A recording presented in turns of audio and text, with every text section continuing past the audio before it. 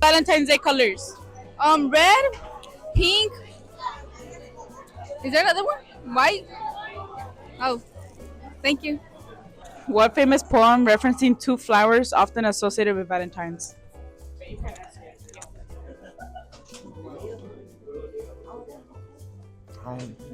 about Romeo and Juliet. I don't know. Yeah, one more try. One I more really try. don't know. I give up. All right, too bad. What famous poem referencing two flowers associated with Valentine's? Say it again. What famous poem referencing two flowers is associated with Valentine's? Is it roses are red, violets are blue? Yes. Yep. That's easy. That's easy. That's light work. What famous poem? What? Can You're I? an English teacher. Can I get a hint? How do you not know this? How? What famous poem associated with two flowers? On Valentine's Day. Okay, who can I get the who made this poem? The author. We don't know. Oh, so you're asking me a question, but you don't know. Yes. It's a very famous poem. Like everyone says that. Like, Everybody says Roses are red, violets are blue, something, right? So what's the name of the poem? Roses are red. Okay. Okay. Roses are Yay! red. roses are red, violets are blue. Here, you win the last.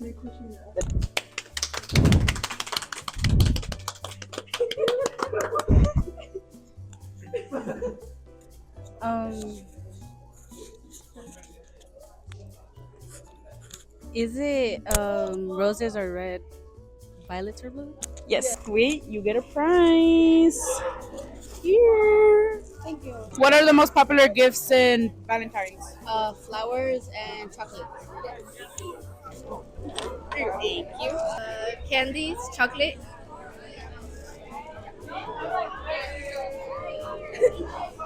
What are the most popular gifts given on Valentine's Day?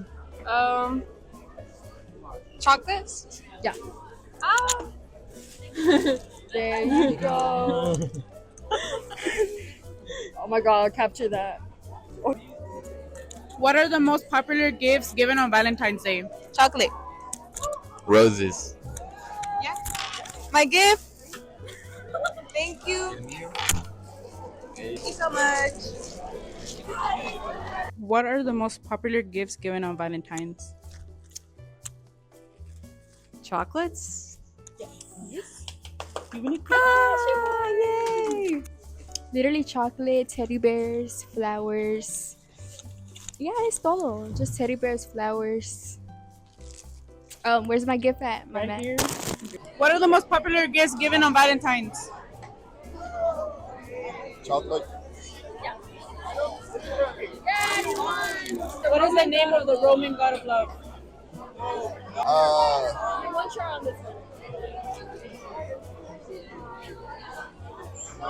Let me think. I have no idea. What? I didn't hear that. What is the name of the Roman god of love associated with Valentine's? Oh, one try. I don't know. What is the name of the Roman god of love often associated with Valentine's? Oh my god, I don't know. Think about it. The Roman what? The Roman god of love. I don't know it. I don't know it. What is the name of the Roman god of love often associated with Valentine's? Cupid. Oh my god, finally. Did I get it? Yeah. Oh, heck yeah. Yeah, I'm going to go give this to myself. Look at me. I get to give this to myself later on. I'm just going to stand in a mirror. Here you go. Oh, thanks. Congrats. That's great. Now I'm going to eat this in front of all my students. What is the name of the Roman god of love often associated with Valentine's? Think about it. Remember, you have one try, Ralph. The Roman who? Roman god of love. Roman god of love. Cupid. It's Cupid. You got it. Hey! Excuse me. Hey, go. He won for me. He won for me. Who is Valentine's Day named after? I know this, but I forgot the name.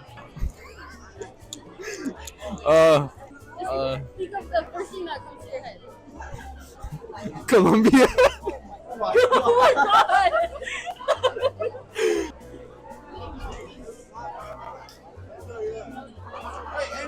Valentine.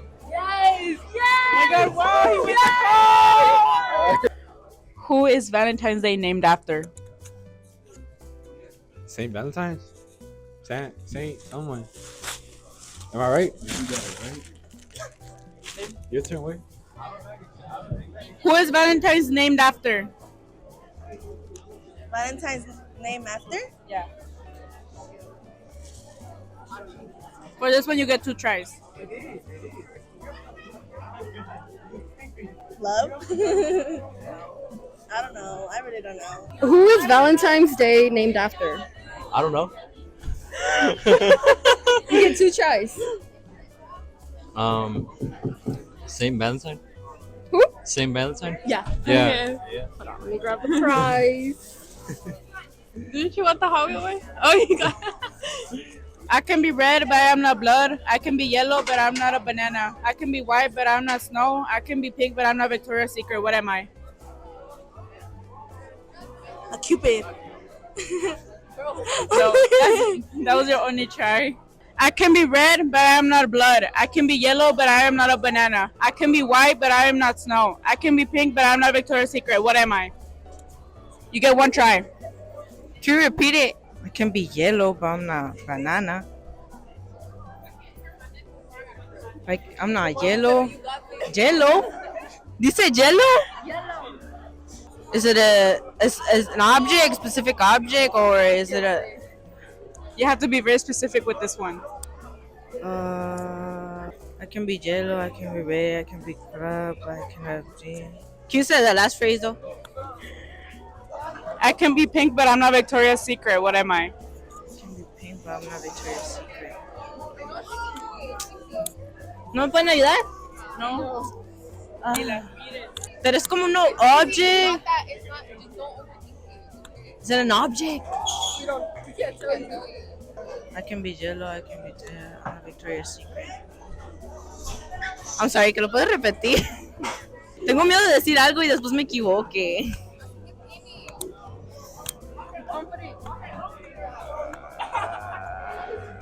Because like puede ser un carro, un zapato, un hoodie.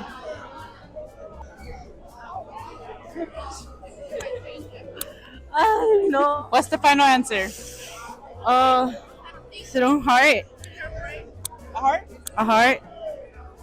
Sorry, you're wrong. ¿Qué era? ¿Qué sé? Ay, ¿un carro?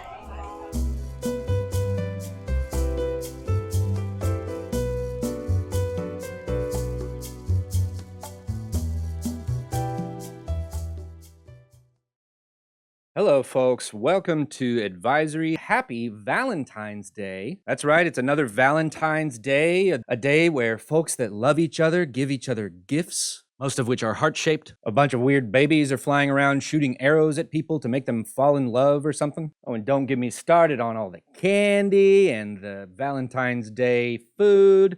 You can even get your sweetheart a heart-shaped box of meats and cheeses and crackers. I tell you, Valentine's Day has it all. Now, for some of us that are not in relationships, maybe Valentine's Day is a little tough for you. After seeing everyone's love on full display and heartgrams happening and flowers and balloons and all this stuff, you may start to feel a little bit alone or lonely, but it's all good. Use this as an opportunity to remind yourself that you are great no matter if you are or are not with a person, and realize that Valentine's Day is pretty much just a made-up holiday in order to sell things to us. And we're going to use the opportunity of Valentine's Day today to talk about healthy versus unhealthy relationships. And while normally on Valentine's Day we focus in on dating relationships, the truth is that the things that we're going to be talking about can apply to all of your relationships with your friends, your relationship with your family, your relationship with coworkers, anybody. Now, we're using words like healthy and unhealthy, and this comes from this idea that relationships can be healthy, they can be unhealthy, and if an unhealthy relationship goes too far, it can be abusive. For today, I wanted us to just focus on this idea of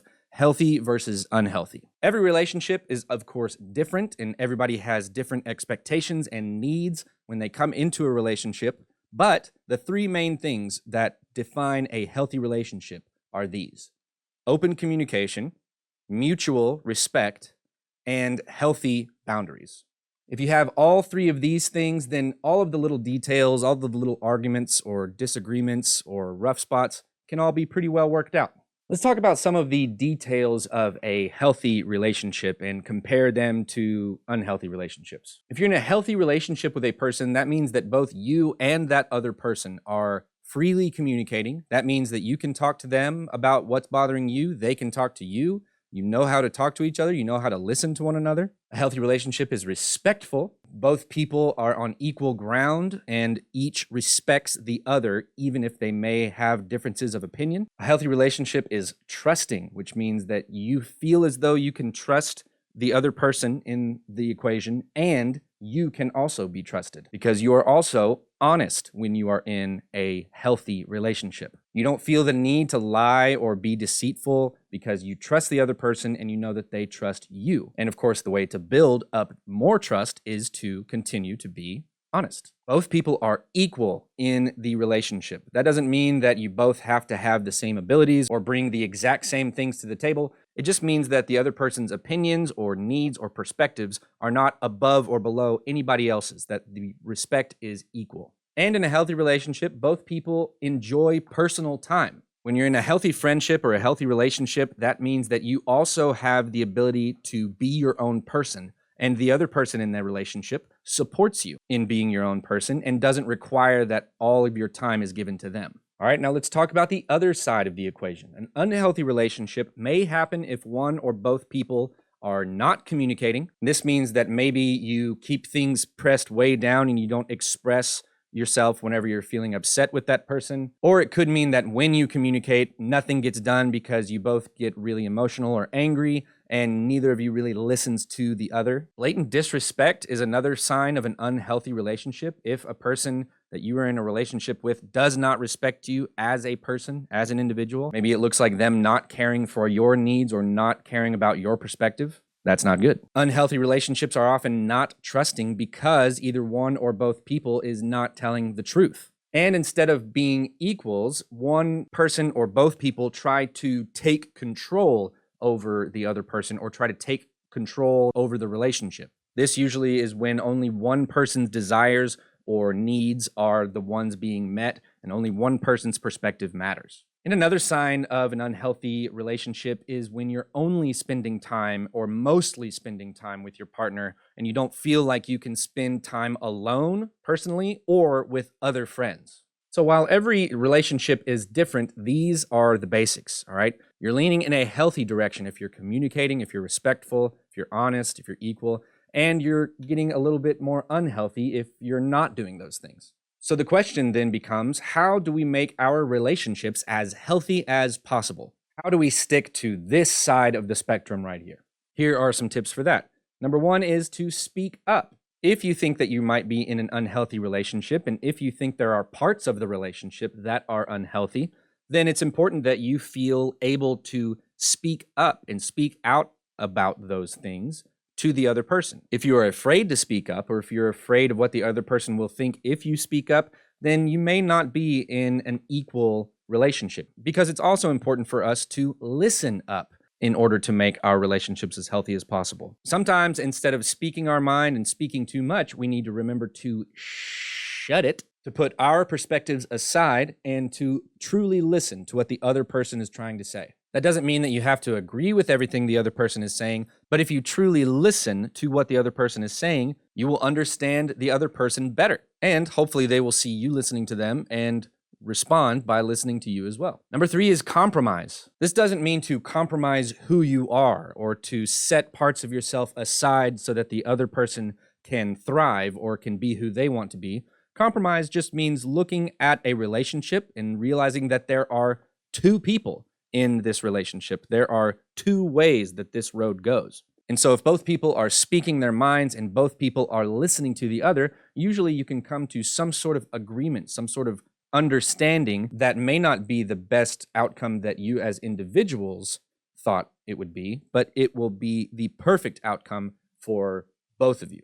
Number 4 is to be supportive of each other. For the relationship to work, it has to be focused on building each other up and helping each other out, not tearing each other down. So a healthy relationship is where both people are supportive of the other person's dreams and goals and ambitions, and they're supportive of all the things going on in their life that are not the relationship. Number 5 is a little different from the others, but it is to respect each other's privacy. Too often, whenever we get into relationships with a person that we really like, we want to control the situation. Sometimes our jealousy gets the best of us and we want to know exactly what they're doing or what they're saying to other people, what they're eating for lunch, who they talked to. But that's really just an indication that there is some insecurity and maybe there is not as much trust or honesty in the relationship as there should be. Because if there is trust and there is honesty, then respecting each other's privacy should be no problem.